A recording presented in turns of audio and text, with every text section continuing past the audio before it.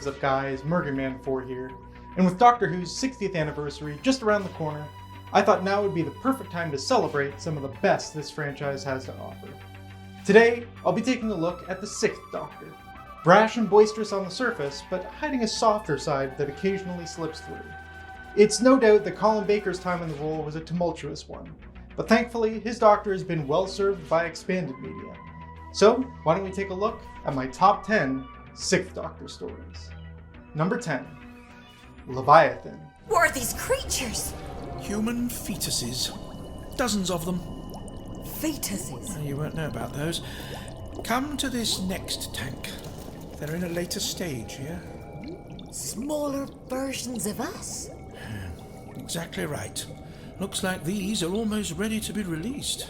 But who are they? Your replacements.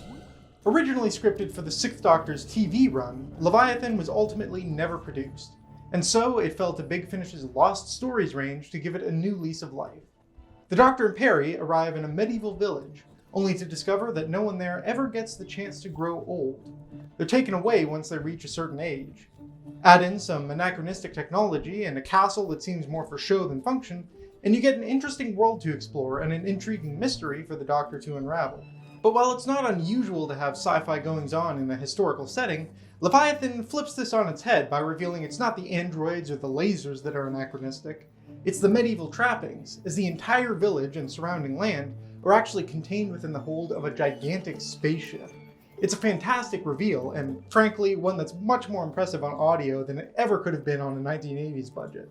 It's a clever subversion of what we've come to expect, and while it's not unique to this story, an Earth-like environment recreated on a spaceship is always a fun aesthetic.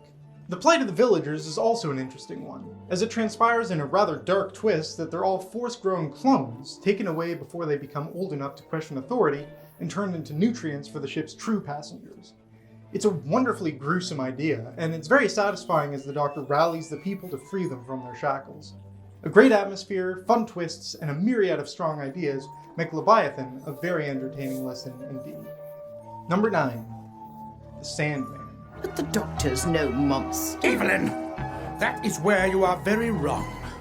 The Galliari have known me a lot longer than you. Isn't that so, orchestrator? It is true.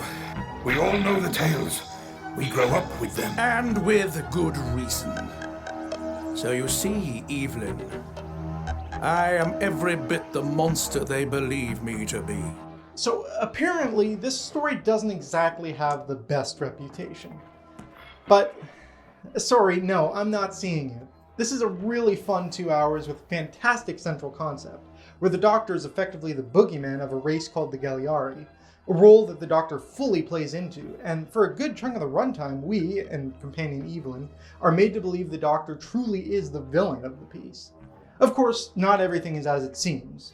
The Doctor created the myth of the Sandman to stop the Galliari from invading other planets to take as their own, and never actually committed the crimes he claimed he did. But it's fascinating seeing the Doctor take on the role of the bad guy, and Colin Baker more than delivers. The cliffhanger to episode 1 is chilling, and even though you know there will be some explanation later on, it's hard to shake the feeling of, what if he's not actually lying? It's a smart choice to use the 6th Doctor for a story like this, playing on the rougher, less predictable traits from his TV adventures. It wouldn't work nearly as well with another incarnation. Plus, the Doctor's coat is put to good use, with its patchwork of colors effectively blinding the sensitive eyes of the Galliari. The Galliari themselves make for a fascinating species, their fear of the Sandman making them eternal nomads, traveling through space in the Clutch, a gigantic construction of hundreds of spaceships docked with one another. It's a very rich and lively setting that's extremely memorable and fun to explore. So, yeah, I really enjoy this one. I think it's a very strong character piece for the Doctor, and this incarnation in particular, with a host of memorable ideas and a well-developed alien culture, which really sets this story apart. As far as I'm concerned, it's great. Number 8. The Nowhere Place. Does a door suspended in the middle of space make sense? It's not about reason and the rational. I think it's something outside all that. Contrary to all the laws of time and space, that's what scares me like nothing ever has before. And I have to face it and defeat it. If I were to describe the Nowhere Place in a single word, I'd choose surreal. The sound of a bell and the steam whistle of a train entrancing people through a door that's appeared from nowhere, the destination a void of nothingness.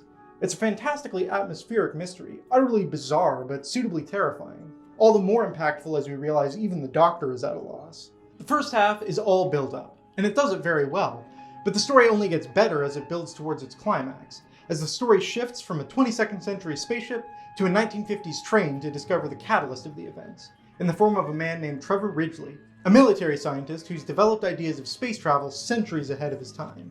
It's a jarring change in aesthetic, in a good way, and the hefty amount of dialogue is made really compelling by the combined performances of Colin Baker, Maggie Stables, and Nicholas Briggs, playing Ridgely. Having discovered that Ridgely is the key, the Doctor returns to the future and takes the leap of faith, entering the door into nowhere, and is confronted by a species that exists outside of space and time, having been effectively erased from existence after a failed time travel experiment. A species that once hailed from Earth, and which, out of jealousy, have systematically destroyed every Earth species that has become sufficiently advanced. I've always been a fan of these sorts of ethereal threats, ones that don't play by the usual rules, and an alternative to humanity that's been wiped from existence is an excellent idea. All told, The Nowhere Place is an eerie, chilling, and sometimes downright bizarre piece that makes for a fantastic listen. Number 7, Jubilee. Listen to me! The Daleks were genetically engineered to see all other life as a threat. Human beings are different. Humans have a choice. What excuse do you have? Even if you've never heard Jubilee, you may be more familiar with this story than you realize, as it served as the basis for the highly lauded TV episode Dalek with Christopher Eccleston as the Doctor. But while the basic skeleton is the same, it's by no means a straight adaptation, and Jubilee still has plenty to offer that's significantly different, or even entirely absent, from the televised version. You've still got a singular Dalek, trapped and tortured by a man of great power and influence, and a companion whose compassion and sympathy creates a fundamental change within the Dalek creature, but the entire framework of the story has been changed, which results in a radically different experience. Instead, Jubilee is set in an alternative timeline, one where the Doctor helped thwart a Dalek invasion in 1903, inadvertently allowing a new British Empire to rise. A fascist empire which has themselves taken on many of the Daleks' traits. And this is one of the key differences between Dalek and Jubilee. While the former holds a mirror between the Daleks and the Doctor, the latter holds a mirror between the Daleks and humanity, showing us what we're capable of at our worst. This is epitomized by the president of the Empire, Nigel Rochester, given a brilliantly mad and menacing performance by Martin Jarvis, who, in a chilling twist on a traditional dictator, doesn't commit his evil acts because he enjoys it or because he has the power to get away with it. He does them because it's what's expected of him, because he doesn't want to be seen as weak. He commits evil out of fear, and that makes him almost more dangerous. But Jubilee isn't all doom and gloom. Yes, we see the horrible acts humans are capable of, but that's why we have Evelyn, to show us the good in humanity. Of course, the Doctor's a shining beacon for compassion, but even he has his blind spots. Though given his history with the Daleks, it's understandable. But Evelyn doesn't have the same preconceptions, and is able to talk with the Dalek in a way the Doctor never could, to understand the creature and sympathize with it, and ultimately, it orders Evelyn to kill it. It's a fantastic exploration of the Doctor's greatest foes, the Doctor himself, and why he needs a companion by his side. It's fundamental Doctor Who. Number 6. Revelation of the Daleks. This part of the galaxy is developing quickly. Famine was one of its major problems. But did you bother to tell anyone they might be eating their own relatives? Certainly not! That would have created what I believe is termed consumer resistance. They were grateful for the food. It allowed them to go on living. Until you take over their planet. Precisely. It might not come as a shock that this will be the only TV story on this ranking. Few would dispute that the Sixth Doctor is much better served in expanded media. But that isn't to say his TV presence isn't entirely without merit, and indeed, Revelation of the Daleks remains a standout even amongst the wealth of stories Old 60 has received elsewhere. Doctor Who has often dabbled with black comedy, but I find it's rarely as successful as it is here, the perfect mix of macabre and humorous. When it's funny, it's really funny, and when it's dark, it's really dark, and the two never seem to step on each other's toes. A big reason for this is the superb guest cast, comprised of a number of memorable duos. Orsini and Bostock, Kara and Vogel, Jobel and Tassenbecker, Takis and Lilt, each of whom get their time to shine and bring something different to the table. Additionally, Revelation of the Daleks features some incredibly grim moments and concepts, with dead bodies being repurposed as food, people being converted into Daleks, and some pretty disturbing deaths. Indeed, despite being a Dalek story, the worst killing comes from other humans. And speaking of Daleks, well, they don't have a particularly strong presence until nearer the end, as this is mainly Davros' story, and I definitely think that's for the better. Terry Malloy, as usual, gives a superbly menacing performance, knowing when to be quiet and when to let all restraint go, and manipulating things from a distance until events converge around him in a fantastic climax. The perfect mix of humor and drama. It's really good stuff. Number 5, Real Time. What have you got to live for? Perfection, dominance, power. Oh, very nice. That's the cyber creed, is it? But what about you? What do you want? Power, dominance, perfection. No, I mean you. Not the cyber controller who wants power, dominance. You. The person who lived before becoming this. I get the impression that Real Time is something of a controversial story, but I really love it. For one thing, if you've been following these reviews, you'll know that I'm a big fan of stories that play with time and paradoxes, and while there isn't a lot of time travel shenanigans for most of the story's runtime, the revelations we get as we approach the conclusion hit hard. The first major reveal is that the Doctor is actually responsible for the entire events of the story, though through no fault of his own. Indeed, he does his best to avert this alternate timeline, and at first it seems that he's succeeded. But the story ends with him unknowingly starting the chain of events all over again in a classic bootstrap paradox. But that's not even the biggest revelation. That's reserved for the final reveal of the cyber controller's identity, which is in fact companion Evelyn Smythe, which puts a whole new complexion on earlier events, and is a plot point that is unfortunately unresolved to this day. And speaking of the Cybermen, I think they're used to great effect here. I've talked before about how challenging it can be to get the Cybermen right, and this story puts the horror of conversion front and center, with some particularly gruesome scenes, and the fact that most of the Cybermen are only partially converted is a harrowing reminder of what they once were.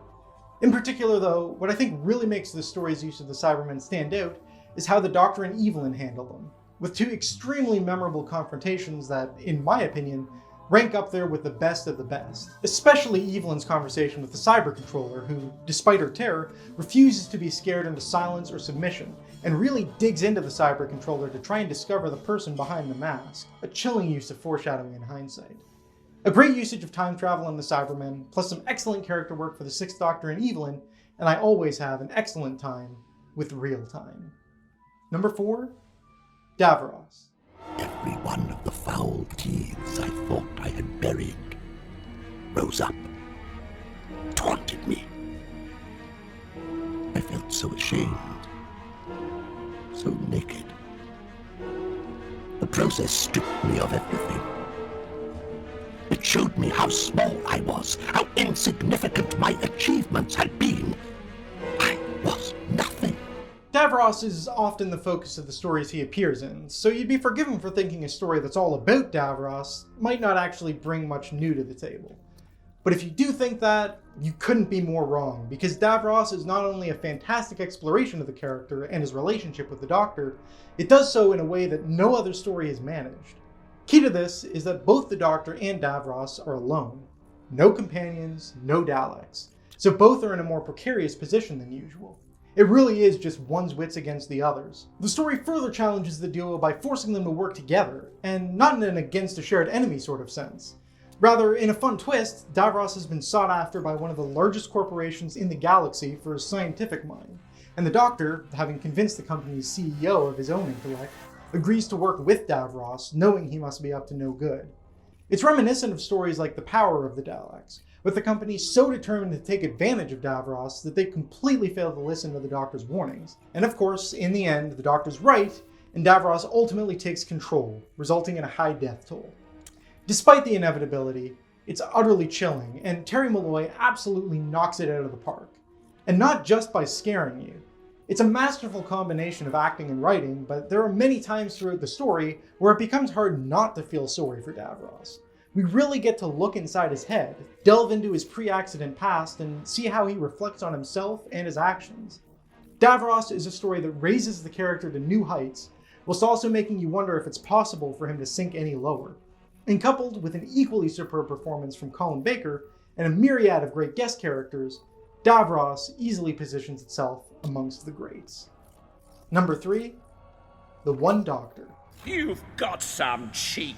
Very clever. The big voice, but it never fooled me. Oh, sorry. Did someone say something? Oh, yes. It must have been that imposter over there. Now you, listen to me. I presume that contraption... The Stardust. What? No, I heard you the first time. It's capable of short-range teleport, yes? What business is that of yours? Anytime I see innocent people being exploited, I make it my business. And this time, it's personal. Doctor Who has taken on many forms. High-concept sci-fi, small-scale character studies, unadulterated silliness. The One Doctor falls firmly in the latter category, and is a story that celebrates just how fun this show can be.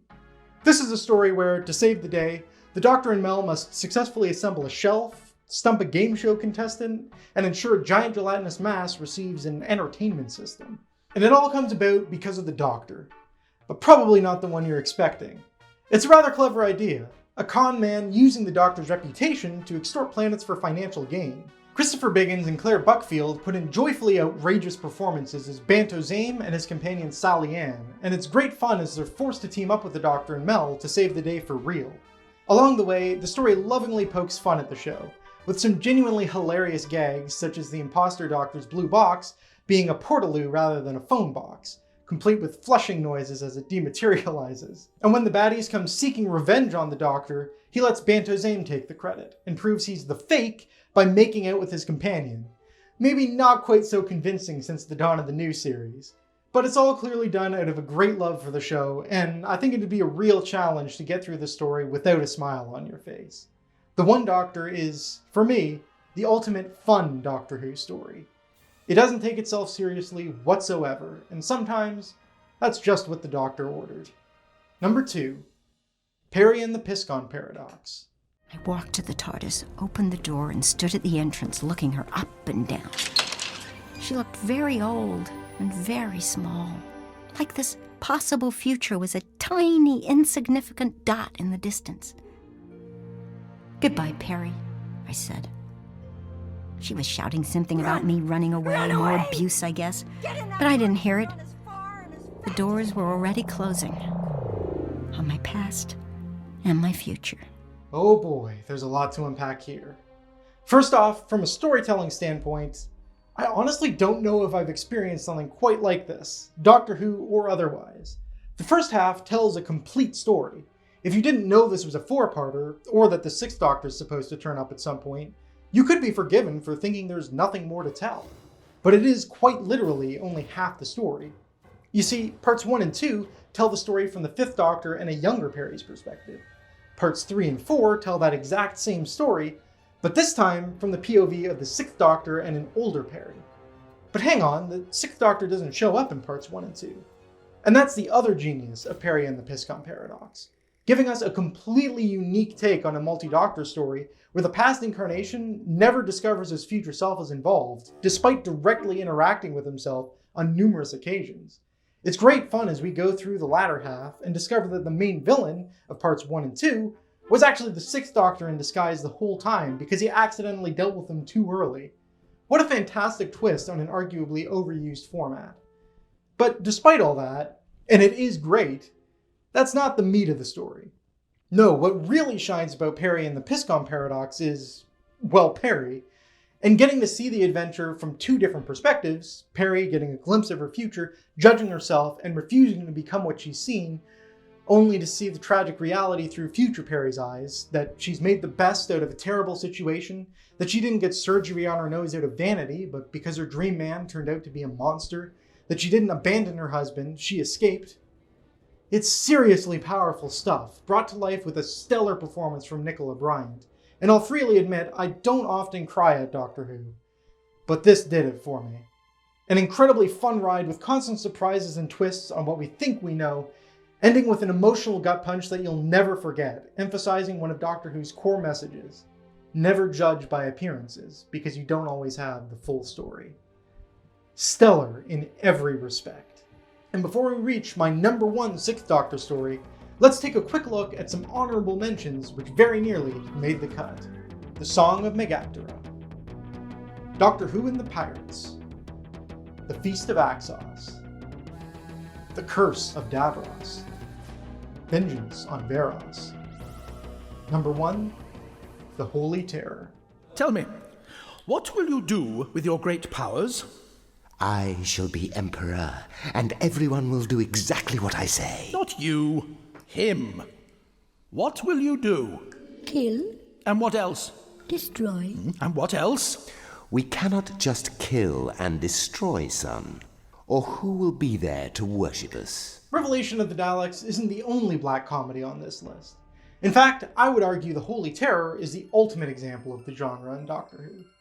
Robert Shearman's script manages to be one of the darkest in the Doctor Who franchise, whilst also being one of the funniest, without ever feeling forced or contradictory. Shearman's grasp on how to mix the two to maximum effect is astounding. Also included is some very clever commentary on tradition for tradition's sake, religious fanaticism, and the morality of being a god, bolstered by the ironic humor utilized throughout. It's a very challenging situation for the Sixth Doctor and Frobisher, as nearly every person they encounter are determined to play the character they've been assigned in life, quite literally as it turns out. The notable exceptions being the timid and cowardly Pepin VII, who takes any opportunity to hand over the responsibilities of being the newly assigned god, and Eugene Tacitus, the kingdom's scribe and, unbeknownst to him, the true god of the realm. Eugene himself is perhaps one of the most tragic characters to ever appear in Doctor Who, with the entire world created to punish him for the terrible crime of murdering his own child. Stuck in a never-ending loop, his child would eventually reincarnate and kill everyone in the realm, forcing Eugene to repeat his crime before the cycle begins all over again. The Doctor and Frobisher attempt to break the cycle, and they succeed, but not in the way that they hoped. They fail to save anyone else in the kingdom, and Eugene commits suicide by letting his son kill him instead. It's an incredibly bleak ending, and everyone involved gives a powerhouse performance. The all-powerful child going on a killing spree is fantastically terrifying, and the eventual resolution, where ultimately nobody wins, is enough to bring a tear to the eye. And yet, despite the depths of tragedy on display, the story is equally memorable for the fun aspects. I've already mentioned the humor, but I can't pass up the opportunity to talk about Frobisher, a companion who originated in the Doctor Who magazine comics and is wonderfully unique. A talking, shape-shifting penguin played to perfection by Robert Jezik. He provides a fantastic foil for Colin Baker's Doctor, and is just the right mix of not quite in line with the Doctor's own morality, but willing to learn. He makes mistakes, but he's a good penguin at heart, and it's the perfect companion for a story like this. Bold and creative, hilarious and heartbreaking, The Holy Terror has it all, and in my opinion, isn't just the best of the Sixth Doctor, but a strong contender for best Doctor Who story of all time. But what do you think? Were there any surprise inclusions? Did I leave out your top choice? Let me know what your favorite Sixth Doctor stories are down in the comments below. And with that, Merganman4 over and out, and I'll see you all next week with my top 10 Seventh Doctor stories.